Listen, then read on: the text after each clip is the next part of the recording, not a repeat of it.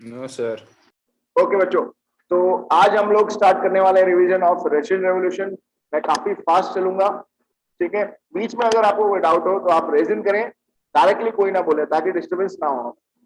चलिए अभी सबको एडमिट कर लेते हैं, जो भी बच्चे अभी लेट आ रहे हैं।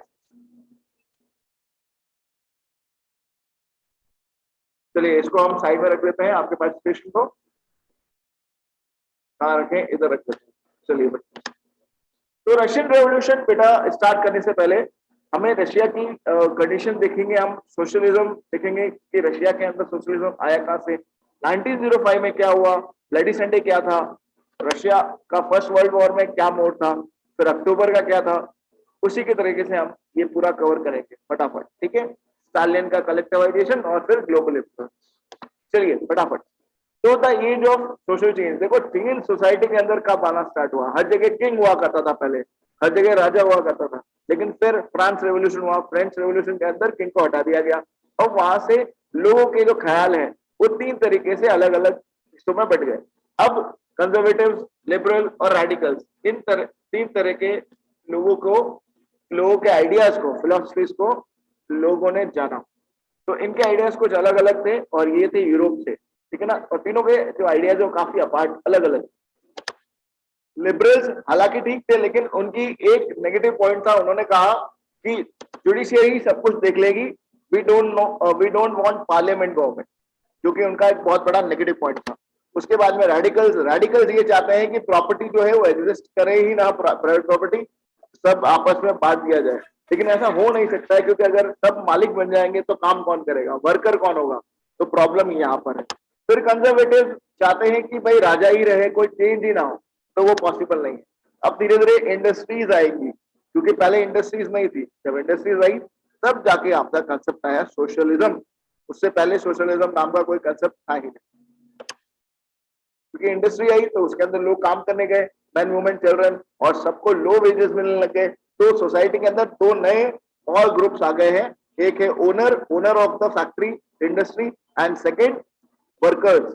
और इन दोनों के बीच में अब जो डिस्प्यूट है वो सोसाइटी में आएगा और वहीं से सोशलिज्म आ जाएगा। चलिए, ये है सोशलिज्म इन यूरोप। सोशलिज्म, सबसे पहले सोशलिज्म का जो टर्म आया था यूरोप में आया था, और ये भाई साहब लेके आए थे रॉबर्ट ओवन, ठीक है। सावन गहलोत माइक बंद करो बेटा। रॉबर्ट ओवन ये है, उसके बाद में आपके लुइस प्लांक ये है। ज्यादा हम लोग डिटेल में जाएंगे नहीं, क्योंकि इस बार ड्यू टू कोविड-19 आपका जो सिलेबस है वो रिड्यूस हो चुका है और ये सब सेक्शन नहीं आ रहा है, लेकिन फ्यूचर में ये आपके जरूर काम आएगा, इसलिए आपको मैं बता रहा हूँ रिवीजन के अंदर भी। सोशलिस्ट जो है, ठीक है, उनको और बढ़ावा दिया गया, और ज्यादा इसको फैलाया गया दो इंसानों के द्वारा, Karl Marx and Friedrich Engel. ये दोनों हैं। कार्ल मार्क्स जो ब्लैक एंड व्हाइट के अंदर जो पिक्चर है that is Karl Marx, and जो कलर में है दैट इज फ्रेडरिक एंजल। इन दोनों ने सोशलिज्म का कंसेप्ट काफी ज्यादा आगे तक फैलाया। कैसे फैलाया? इस ऑर्गेनाइजेशन के द्वारा, सेकेंड इंटरनेशनल सोशलिस्ट की एक ऑर्गेनाइजेशन थी। वहां से एक सोशलिस्ट का जो आइडिया है वो अलग अलग कंट्री में गया, और सबसे ज्यादा जो इम्पैक्ट डाला वो डाला रशिया पे। अब हम देखेंगे रशियन रेवोल्यूशन, जो कि हमारा बड़ा ही इंपैक्टफुल चैप्टर। बच्चों ये कौन है, हैंड रेज करो। टायर निकोल यार निकोलस तो है बेटा, लेकिन हैंड रेज करना है, डायरेक्ट नहीं बोलना है। सावन गहलोत बताओ, सावन गहलोत हैंड रेज किया है तुमने? Tsar Nicholas. Tsar Nicholas, okay. Nikita, Nikita Shekhawat? Tsar Nicholas II. Tsar Nicholas second, that is the exact answer. Okay, तो अभी जिसके भी हैंड अभी तक रेज है वो नीचे डाउन कर दीजिए, क्योंकि अभी तो बहुत सारे क्वेश्चन है बेटा, अभी तो ये शुरुआत, ठीक है ना। बीच बीच में अभी बहुत क्वेश्चन पूछूंगा मैं, तो फटाफट से आपको अटेंटिव रहकर आंसर देना है। चलो, तो अभी इकोनॉमिक कंडीशन क्या है वहां पे सोसाइटी में, इकोनॉमिक कंडीशन क्या है? देखो 85% जो है वो एग्रीकल्चर लोग हैं, ठीक है। और जो इंडस्ट्रीज है वो प्राइवेट प्रॉपर्टी है, प्राइवेट लोग चलाते हैं, तो जो उनकी मर्जी हो वो बेच देते हैं, उतनी मजदूरी देते हैं, सरकार का उसके अंदर कोई भी रोल नहीं है। अब क्या होता है, वहां के वर्कर्स है वो काफी स्मार्ट है। देखो वैसे तो डिवाइडेड है, लेकिन जैसे ही स्ट्राइक होगी, कोई भी इनके अगेंस्ट आएगा, सब लोग यूनाइट हो जाएंगे। और पीजेंट्स का भी ऐसा है, पीजेंट जो है वो रिस्पेक्ट ही नहीं करते नोबल्स की। फ्रेंच जो पीजेंट थे फ्रांस रेवोल्यूशन में हमने देखा था, तो उसके अंदर हमने देखा था कि वो इज्जत करते थे, लेकिन इसमें इज्जत ही नहीं करते वो लोग, उनको पता है कि ये इज्जत के लायक ही नहीं है। तो अल्टीमेटली क्या होता है, धीरे धीरे ये है कंडीशन। अब सोशलिज्म इन रशिया कब आया? सोशलिज्म और रशिया आया एक पॉलिटिकल पार्टी के साथ 1898 के अंदर। वो पार्टी है, second point, Russian socialist democratic labour party. हालांकि 1940 तक सारी की सारी पॉलिटिकल पार्टी इलीगल थी, लेकिन गुपचुप तरीके से चुपचाप ये काम कर रही थी ये पॉलिटिकल पार्टी। ये काम किस लिए कर रही थी? थर्ड पॉइंट आप देखेंगे, इसका मुद्दा ये था कि पीजेंट्स के राइट्स के लिए हम लड़े, उनको हम लैंड दिलवाएं। पीजेंट्स का मतलब होता है स्मॉल फार्मर्स, जो छोटे छोटे फार्मर्स होते हैं, ठीक है। अब क्या होता है, धीरे धीरे लैंड डिवाइड के ऊपर बात चली रही है, लेकिन इनमें से एक लीडर है लेनिन। लेनिन कहते हैं कि सिर्फ फार्मर्स के लिए हम नहीं लड़ेंगे, हम लोग वर्कर्स के लिए भी लड़ेंगे। सेकेंड पॉइंट आप देखो, Lenin did not agree with this, he felt that peasants were not the one social group. Society के अंदर सिर्फ एक ही ग्रुप नहीं है, वर्कर्स भी हैं, तो उनकी बात को भी हमें रखना है, यह लेनिन का मानना है। अब ये पार्टी जो है वो दो भागों में बढ़ जाएगी। लेनिन सिर्फ वर्कर्स एंड पीजेंट्स को चाहेंगे, और बाकी सारे के सारे जो दूसरे हैं वो मेंशेविक्स में चले जाएंगे। Mensheviks because they are welcoming everyone, और उसी से लेनिन को प्रॉब्लम है। लेनिन ये है, और ये है बोल्शेविक्स पार्टी, और ये आपके लेनिन है, और ये साइन है उस पार्टी का। भूपेंद्र सिंह चंपावत, बेटा जल्दी आया करो। चलो बच्चों, आपको दिखाता हूं, ये है बोल्शेविक्स, और ये बोल्शेविक्स पार्टी का साइन है, ये फ्लैग है बोल्शेविक्स का, ठीक है। और आप ध्यान से देखें तो इसके अंदर ये जो डिनोट कर रहा है, ये फार्मर को डिनोट कर रहा है, और ये जो डिनोट करेगा, भूपेंद्र सिंह अपना माइक बंद करो बेटा, और ये जो है हैमर, ये डिनोट कर रहा है आपके वर्कर को। तो आप देख सकते हैं ये बोल्शेविक्स जो है ये वर्कर्स एंड पीजेंट्स की पार्टी है, फार्मर और वर्कर्स की। ये आपके लेनिन है, ये यहाँ पे लेनिन है, और ये इनके पास में जो बैठे हैं ये स्टालिन है, जो लेनिन के डेथ के बाद में आएंगे, लीड करेंगे, ठीक है। और ये है पूरी बोल्शेविक्स, इनका आप देख लीजिए, रेड कलर का ही ये पूरा इनका इंसिग्निया है, तो इसे रेड आर्मी भी कहा जाता है, वो हम आगे देखेंगे। चलिए, अभी आप लोग जो आगे देखेंगे वो देखेंगे मेंशेविक्स, कि भाई मेंशेविक्स का क्या साइन। देखो, ये है मेंशेविक्स, इनका साइन ये रहा, feather, star and a fist, ठीक है ना, एक फिस्ट है, पूरा मुट्ठी है। तो ये है मेंशेविक्स, और स्टार्टिंग के जो लीडर थे वो थे जूलियस मार्टोव, ये आपको बताया नहीं गया है, ठीक है ना। ये जो है और ये दोनों एक ही आदमी है, दोनों अलग अलग अपने पिक्चर्स के अंदर। तो ये है मेंशेविक्स के लीडर। 1905 के अंदर एक रेवोल्यूशन होता है, हैंड रेज करो, इसमें क्या हुआ था 1905 में? दिव्यांश सिंह, यस। सर इसमें सर ब्लडी संडे हुआ था सर। ब्लडी संडे हुआ था इसके अंदर, यस ओके, सर, तो जो है ना एक मेन कॉज था रशियन रिवॉल्यूशन का। Okay, good good Divyansh. Okay, चलो बच्चों आगे चलते हैं। जैसे कि दिव्यांश ने कहा कि ब्लडी संडे हुआ है, तो बिल्कुल रशिया के अंदर ऑटोक्रेसी थी, राजा आराम से जी रहे हैं, और जो उनके मंत्री हैं पूरा देश संभाल रहे हैं, और उनको कोई मतलब नहीं है पार्लियामेंट वगैरह से कुछ भी हो जाए। तो अल्टीमेटली क्या होता है, 1905 के अंदर पहली बार कॉन्स्टिट्यूशन की डिमांड होती है। अब ये क्यों हुई, इसके लिए हमें पहले ब्लडी संडे समझना पड़ेगा। ब्लडी संडे में क्या होता है, ब्लडी संडे के अंदर प्रॉब्लम 1905 दिसंबर से स्टार्ट हो जाती है। 1905 के अंदर वेजेस जो हैं मजदूरों के, वो कम कर देते हैं। क्यों कम कर देते हैं? क्योंकि एक तो उनके वेजेस कम कर दिए 20%, और मार्केट के अंदर प्राइस जो गुड्स का है, सामान का, वो बढ़ चुका है, महंगाई है, तो भाई सीधी बात है सैलरी या फिर वेज ज्यादा होने चाहिए थे, लेकिन मजदूरों के वेजेस कम कर दिए गए। इससे परेशान होकर सारे के सारे मजदूर गए हैं फादर गैपॉन के पास। Father Gapon is the leader of the this revolt. 1,10,000 workers Saint Petersburg में जाकर क्या करते हैं, स्ट्राइक।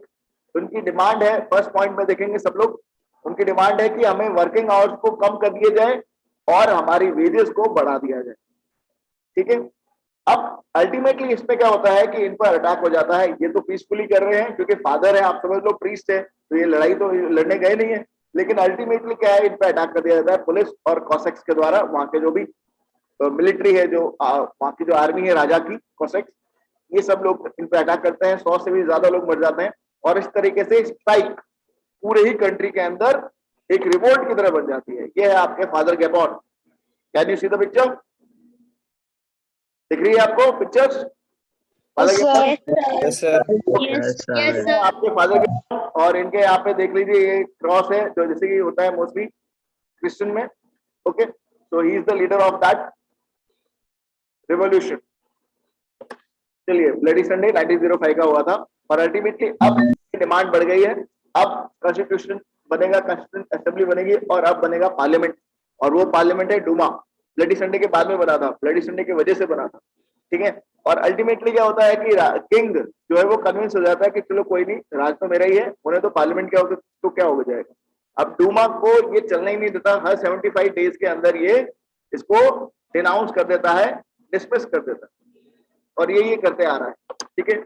अब वर्ल्ड वॉर भी हो जाता है और वर्ल्ड वॉर का क्या इम्पैक्ट पड़ेगा रशिया के ऊपर, हम ये देखने वाले हैं. इससे पहले एक मैप है, इसके अंदर मुझे सबसे पहले कौन बताएगा कि मिस्टेक क्या है. हैंड रेज करो अगर आपको मिस्टेक पता लग गई है तो. इसके अंदर मिस्टेक है, जल्दी से बताओ बेटा. Only 30 seconds.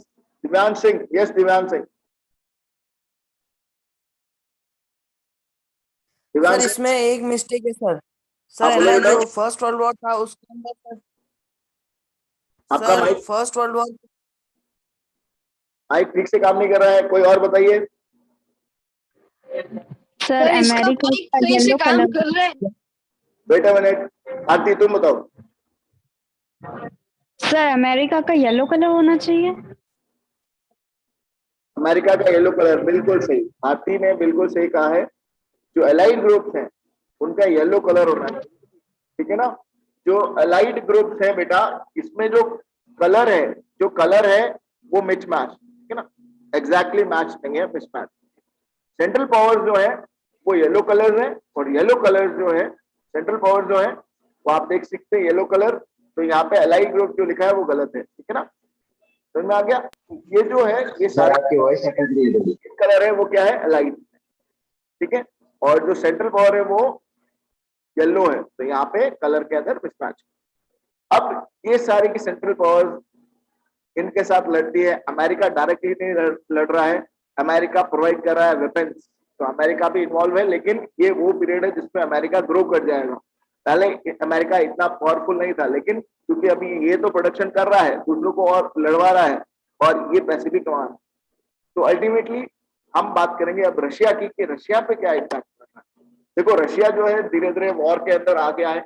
और अभी जर्मनी ने जैसे अटैक किया तो लोगों के अंदर जर्मनी को लेकर एक नफरत हो गई, क्योंकि फर्स्ट हो या सेकंड, दोनों वर्ल्ड वॉर स्टार्ट तो जर्मनी ने ही किए हैं.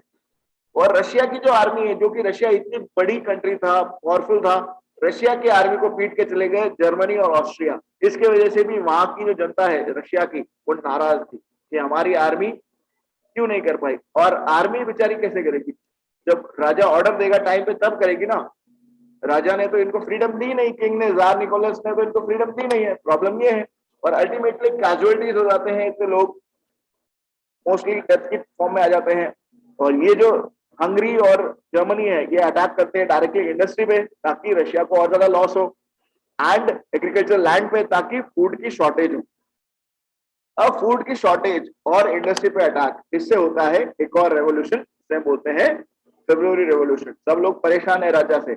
अब वो क्या करेंगे. फेब्रुअरी रेवोल्यूशन में क्या होता है, हैंड रेज कीजिए. कौन बताएगा. फेब्रुअरी, हाँ, 7 गेलो, चलो बताओ. 7. सर इसमें है ना, सर है ना, ये पहले तो राजा को हटा देते हैं. ओके, तो राजा को हटा दिया जाएगा फेब्रुअरी रेवोल्यूशन के अंदर. बस अक्टूबर में मत जाओ, ओनली किंग को हटाया जाएगा. ठीक है. तो किंग को हटा दिया गया है फेब्रुअरी रेवोल्यूशन के अंदर. और पेट्रोग्राड, ये सेंट पीटर्सबर्ग ही है, लेकिन उसका नाम अब लोगों ने चेंज कर दिया है, पेट्रोग्राड नाम रखा है, क्योंकि जो पीटर्सबर्ग नाम था वो जर्मनी का था, जर्मन लैंग्वेज या फिर जर्मन से दिया गया था, इसलिए इनको गुस्सा था. तो इन्होंने पेट्रोग्राड अब बोलना स्टार्ट कर दिया है, सेंट पीटर्सबर्ग. तो अल्टीमेटली 1917 में क्या होता है, लोग फूड शॉर्टेज से परेशान है. अल्टीमेटली सब लोग ज्वाइन करते हैं और 22 फरवरी को वो फैक्ट्री वगैरह कहीं पे भी जितने भी बच्चे हैं वहां पे भी नहीं जाएंगे और चले जाएंगे स्ट्राइक करने के लिए against the king. Ultimately women also joined it 22 फरवरी, जिसे इंटरनेशनल वुमेन्स डे भी कहा गया. Later on the date has been changed. Now the international women's day is on 8 points, ठीक है। चलिए, तो अल्टीमेटली कर्फ्यू इंपोज कर देते हैं और 24 और 25 को कैवलरी को भेजा जाता है, पुलिस और कैवलरी को। Cavalry is a, what is cavalry? Sir good सेना। बिल्कुल सही, गुड सेना, ठीक है। तो कैवलरी होती है गुड सेना, तो उनको और पुलिस को बोला गया है कि आपको सिर्फ आई रखनी है अपनी, just keep an I on them. आपको शूट वगैरह कुछ भी नहीं करना है, सिर्फ अपनी नजर रखो कि लोग कर क्या रहे। यही होता है। ये लोग जाते हैं 25 को जाकर, जो किंग है वो सस्पेंड कर देता है डूमा को, और अल्टीमेटली और लोगों को गुस्सा आता है कि अब डूमा को भी सस्पेंड कर दिया गया है। धीरे धीरे 27 फरवरी को पुलिस हेडक्वार्टर में लोग घुसते हैं, उसको रैंचेक करते हैं, तोड़ फोड़ कर देते हैं। अब कैवलरी को ऑर्डर मिलता है कि आपको शूट करना है, लेकिन कैवलरी क्या कर देती है? रिफ्यूज कर देती है। फर्स्ट पॉइंट में देखो, it refuse to fire on the demonstrators and ultimately ये लोग म्यूटिनी करते हैं। म्यूटिनी का मतलब होता है जब आर्मी मानने से ऑर्डर्स बना करते हैं, और वो जाकर बना देती है एक अलग से पेट्रोग्रेड सोवियत, ठीक है, अपना एक अलग ही ग्रुप बना देगी, वर्कर्स के साथ मिलकर किंग को हटा दिया जाता है। अब अल्टीमेटली क्या होता है कि 2 मार्च तक अब जो किंग है जार, वो विवश हो जाता है रिजाइन करने को, एंड अल्टीमेटली ही एब्डिकेट्स। अब बनती है आपकी प्रोविजनल गवर्नमेंट। प्रोविजनल गवर्नमेंट जो कि बनाई जाती है पार्लियामेंट्स, जो पहले से पार्लियामेंट्स के अंदर थे, पार्लियामेंट्री, फिर worker, women worker, soldier, military commanders.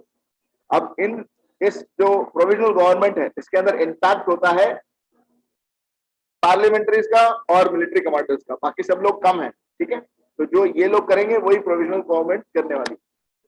अब देखो बेटा, धीरे धीरे काफी स्टेप्स होते हैं और धीरे धीरे इंडस्ट्री को पटरी पे लाया जाता है, काम किया जाता है डेवलपमेंट का। लेकिन क्या होता है साथ में, सेकंड पॉइंट आप देखेंगे, जो प्रोविजनल गवर्नमेंट है, आप सबको फोकस करना है सेकंड पॉइंट में।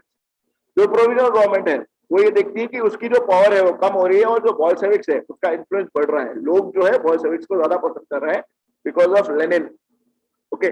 और अल्टीमेटली अब जो प्रोविजनल गवर्नमेंट है वो स्टेप लेगी बोल्शेविक्स के अगेंस्ट। अल्टीमेटली क्या होता है कि सो बोल्शेविक्स जो वर्कर्स हैं, उनके जो लीडर्स हैं, उनको पकड़कर जेल में डाल दिया जाता है, और लेनिन को ये पावर में नहीं लाना चाहते हैं। हालांकि लोग चाहते हैं कि लेनिन पावर में आ जाए, लेकिन अब ये लोग लेनिन को पावर में नहीं लेना चाहते, क्योंकि लेनिन ने एक प्रॉमिस कर दिया है कि अगर वो आएंगे तो सारी की सारी लैंड सीज करके पीजेंट्स को दे दिया जाएगा। किसको?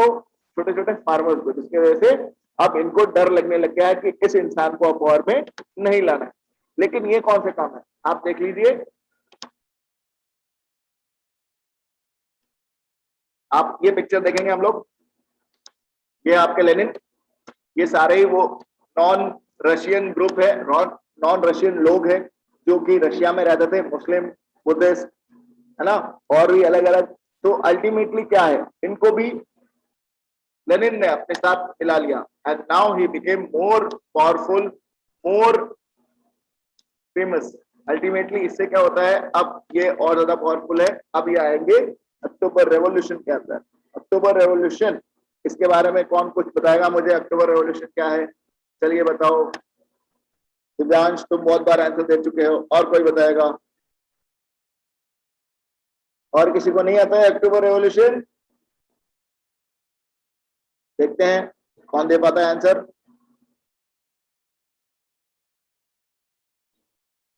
वंशिका। यस सर, उसमें है ना, उसने 3 प्रॉमिस किए थे। ओके, अभी अक्टूबर रेवोल्यूशन में आप मुझे बताओ, क्या वो पावर में आ जाएगा लेनिन? यस सर, वो आ जाएगा। Okay, good. तो अभी है अक्टूबर रेवोल्यूशन, और अक्टूबर रेवोल्यूशन में क्या होता है, 16 अक्टूबर में आप देखिए, पेट्रोग्राड जो सोवियत है, इसको और बोल्शेविक दोनों पार्टी को मिला दिया जाता है, और एक बहुत पावरफुल एक सोशलिस्ट पार्टी बना दी जाती है लेनिन के द्वारा।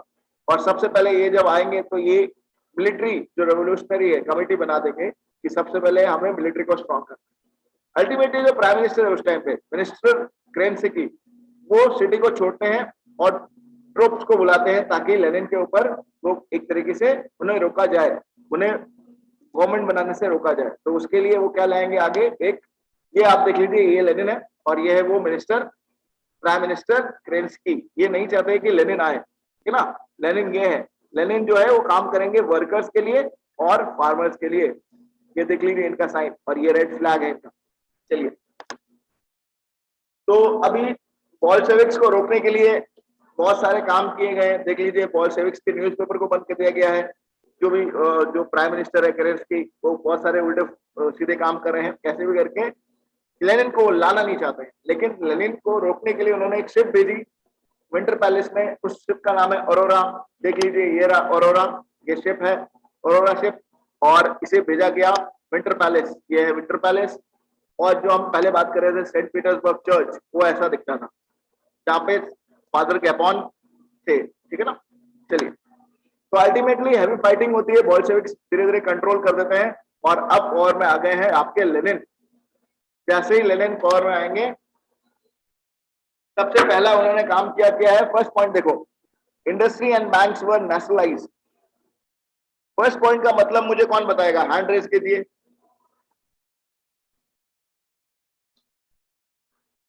कीर्ति सिंह,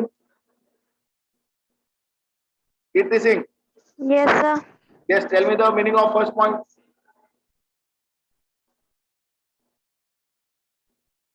कर दिया था 1970 में, और वो उन्होंने नेशनलाइज करना मतलब गवर्नमेंट के अंडर में आ गए थे, Okay, भूपेंद्र सिंह, इंडस्ट्रीज और बैंक। सर सारे बैंक एंड जो इंडस्ट्रीज थी वो गवर्नमेंट के अंडर में रही थी, सारी गवर्नमेंट के काम, गवर्नमेंट के अकॉर्डिंग काम होगा। Please. ठीक है, Rohan, Rohan Bishnoi, what is your answer? Sir government under आ गए, sir government. You are not audible. Avadhesh, तुम बताओ। अवधेश जहांगीर, तुम बताओ। यस सर, वो सर जितने भी सर प्राइवेट बैंक्स वगैरह इंडस्ट्रीज वगैरह थी, जो सब प्राइवेट थी, उन सबको सीज करके नेशनल कर दिया था 1970। गवर्नमेंट अंडरटेकिंग है ना, सरकार के अंदर कर दिया। Yes sir, yes sir. Good, चलो बच्चों आगे चलते हैं फटाफट से, काफी बचा है ये, अभी भी बहुत कुछ है, अभी भी बहुत सारे क्वेश्चंस पूछूंगा मैं। चलिए आगे।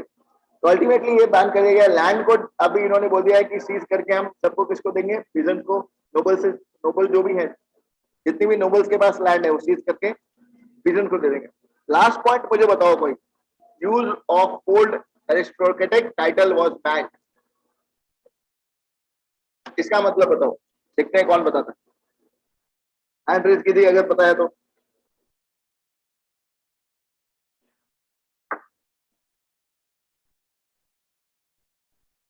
देखो बेटा, एरिस्टोक्रेटिक टाइटल होता है जो परिवार से मिलता है। चलो निकिता ने बताया, चलो निकिता, हैंड रेज किया आपने, बताओ। सर जो राजा पहले जैसे पीढ़ी दर पीढ़ी है ना किंग बनते जा रहे थे, उस टाइप से। उस टाइप से टाइटल्स भी तो हैं, वो भी तो देखो। और सर जो रूल्स जो राजा ने बनाए थे वो। नहीं नहीं, वो नहीं है। चलो मैं बताता हूँ, देखो सुनो सब लोग। हाँ यश, तुम बताओ, लास्ट तो तुमसे सुनते हैं। सर जो है ना, जैसे कोई राजा था, अब उनको हटा दिया गया, तो वो अपने पद का यूं कहते थे कि मैं हमारा राजा हूँ वगैरह, वो सबको बैन कर दिया। बिल्कुल सही, बिल्कुल बिल्कुल सही। ठीक है ना, जैसे यश ने बोला कि भाई पहले जो किंग था, ठीक है, अब वो अपने नाम के आगे महाराजा नहीं लगा सकता। जैसे किंग जो जार निकोलस है, अब वो हट चुका है, तो वो सिर्फ निकोलस II है, जार नहीं बोलेंगे उसको। उस टाइटल से उसको हटा दिया गया, बैन कर दिया। किसने कर दिया? लेनिन ने। अब न्यू यूनिफॉर्म वो लेके आ गए सबके लिए कि भाई यूनिफॉर्म जो होगी वो हमारे तरीके से होगी।